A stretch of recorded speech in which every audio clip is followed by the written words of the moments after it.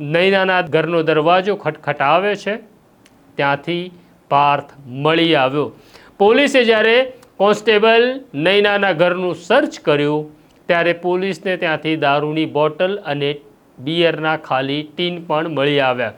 વાત અહીંયા અટકી નહીં।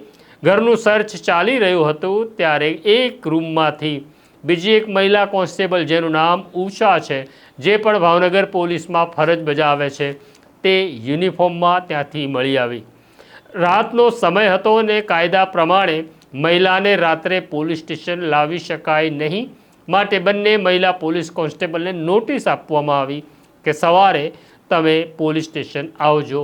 આ બંને મહિલા પોલીસ કોન્સ્ટેબલ ભાગી ન જાય માટે તેમના ઘર ઉપર પહેરો ગોઠવી દેવામાં આવ્યો અને આરોપી પાર્થને લઈ પોલીસ સ્ટેશનમાં પહોંચી।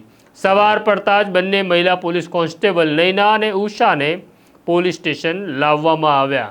આ નૈના છે જેને વૈભવી જિંદગી જીવવાની ટેવ છે અને સોશિયલ મીડિયામાં નૈના કાયમ છવાયેલી રહે છે।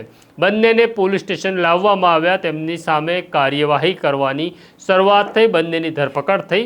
એક તો સરકારી કર્મચારી છે, બીજા પોલીસ છે, અને છતાં તેમણે એક ગુનેગારને પોતાના ઘરમાં આશ્રય આપ્યો અને તેની સાથે તેમના ઘરમાંથી દારૂ પણ મળી આવ્યો। આ મામલે પોલીસે તેમની ધરપકડ પણ કરી છે।